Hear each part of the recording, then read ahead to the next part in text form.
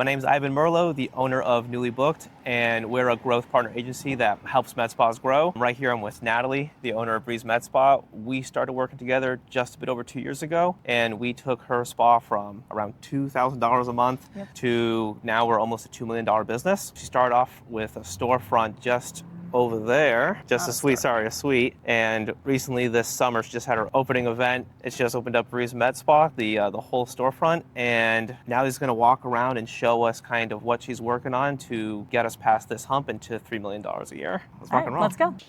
Natalie, so I mean, you moved to the space in the summertime, so almost like 6 months ago. Yes. I mean, it was like a big transition from going to like a small space to a big space, and not just because of the space, but also the team.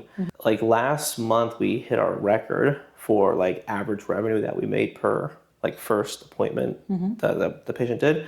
What were some like, I guess, lessons, or what were some things that you did that that kind of like contributed to that?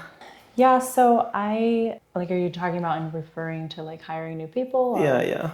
Yeah, so I did bring on some new salespeople, and I wanted people that like had sales experience, not necessarily people who had like med spa experience, but people who know how to like talk to people and sell things. So that's definitely made a difference, and I've learned that like those are the people that I want doing the process. So a lot easier to train. It is. I know you let go of a salesperson as well. I did. Was that like a lesson there? Definitely. I kind of just feel like I feel like she just kind of got a little lazy, I guess you could say, and things kind of went by the wayside, and I think she just felt too confident, or like she was too good to do the basics that I was asking her to do. And it just finally came a point where it's like, okay, I need to let this person go and start fresh. Because I had multiple talks with her and just nothing was changing. So was there any, like, I guess if you could go back, things you would have done differently, like maybe done that sooner, hired better salespeople, I guess, looking back on it? Yeah, I think I definitely let too much time go by, and it was hard because I kind of had like an emotional attachment to her. She was your first employee? Exactly. So I just, I think I let too much time go by. But like I said, it was also a lesson in making sure that we're actually hiring the right people, because a lot of times people in the med spa industry will say they have sales experience, but it's not really sales experience. So that's what I've learned. What, I guess, because you have now some hiring experience, but you're kind of like, I think you're in the perfect position to sort of give advice because you're not too advanced in it yet, where it's like, it's hard to remember what the actual problems are of someone that's just doing it. You're kind of like in that middle. What would be like some like basics, like, oh man, if I knew that would have like saved me a lot of time, or like what are like some, because you got like with these recent hires, you've definitely gotten better at hiring, we'll put it that way. What are some like differences or lessons that you learned that got you better at it? Okay, so like the hiring process? Yeah, or I guess like what are some things that you found beneficial?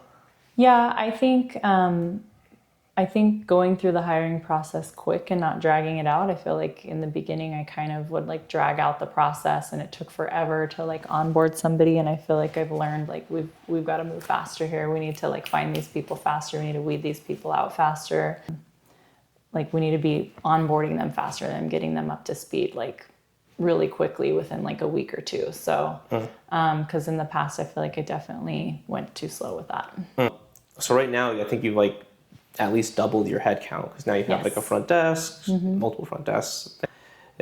Well, I think you're down one. You have less injectors, I think, but or maybe I think you have one. We have one more. Well, we have one more injector. One more injector, definitely more salespeople. Yes. And so, what are some things that you think are missing or that need to be worked on now to go to the next level? Yeah. So it's great to grow fast, but with that comes a lot of challenges. Just learning how to lead a team and making sure all your systems and processes are in place, which I've learned that they aren't. So we're working on right now, like establishing some systems and process to make things run smoother, and then just kind of ironing things out. And sometimes it's just trial and error, figuring out like what works, what doesn't. And just learning how to manage the team and making sure everyone's on the same page, making sure that there's lines of communication and people know like where to go to address their concerns. So it's definitely been a learning journey for me.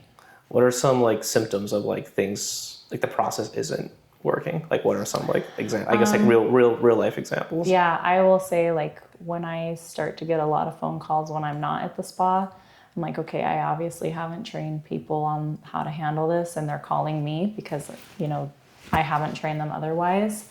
Or, you know, sometimes our sales take a dip or people are like going off script and stuff. And so like, and that, I feel like that's kind of been from me because I haven't been like staying on top of it and making sure people are following to a T what they're supposed to be doing.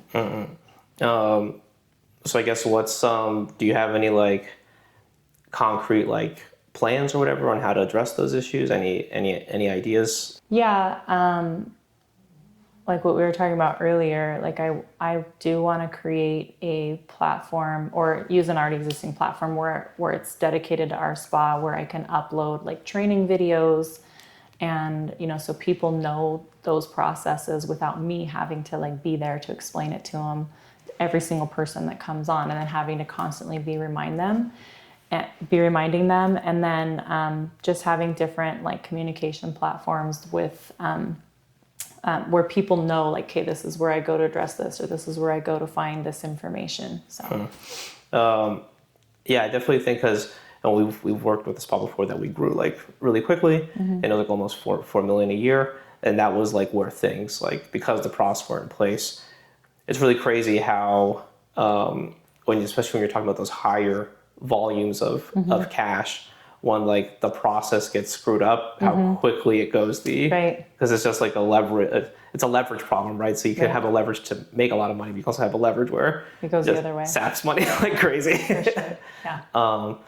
Cool. Anything? I guess any final thought? I guess like I guess what is the plan for 2026? Well, the plan for 2026 is that I am going to take more of a role of making sure that I'm supporting my team better and having better communication with them and making sure everybody knows like who to go to, what to do, rather than like constantly texting me or calling me. So I've seen really the need to just be a better leader. So well, I think it's pretty cool now because you're like in this position in business now where it's like, you know, if you're the injector or you're the salesperson, you now have such like 3 injectors or 3 salespeople.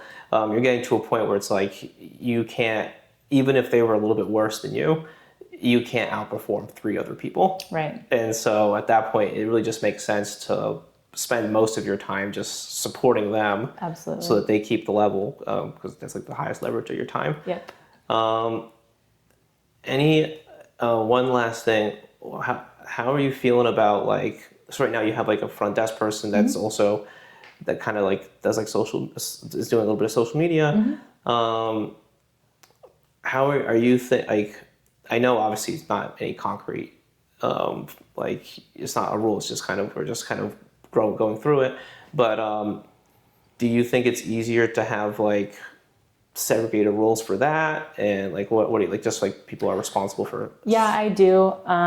Kind of the way it's been running for the past several months is I do have a few different front desk people, but I feel like a lot of things go by the wayside or there's like a lack of communication amongst them. And so like sometimes patients are slipping through the cracks and it's, you know, people get upset about it, which rightfully so. And like our social media girl, like she does a really good job with her social media, but the feedback she's giving me is just like, it's a lot to try to manage that and do the front desk and try to do everything. So I am feeling like it would be better to, and that's what I'm working on right now, is just transitioning her to solely do social media. And I'm going to have her take over like a couple of our other stuff, like email marketing, that kind of stuff that kind of goes along with social media. And then just hire somebody specifically to manage the front desk and have that be like the main front desk person. And so like they know their job. And of course there's people that can fill in where needed, but like there's one main person that does it. Right now we don't have that. And I feel like that's definitely a gap in our business. So And so you're feeling as you're growing, it's easier to just have like people that sort of their responsibility is like a certain Yes. part of the business. Rather than having like everybody kind of try to do like several different roles. It's too much. It's too much to manage too. Yeah.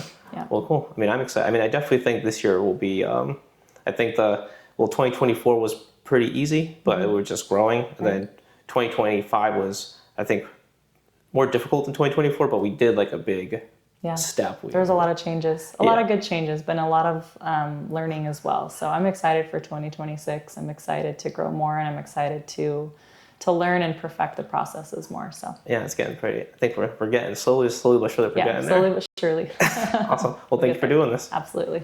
If you're a med spa owner doing at least $80,000 a month and you want to get to $200,000, $300,000 in new patient revenue profitably, click the link below, fill out your information, schedule a call with someone on our team, and we'll see if we can help.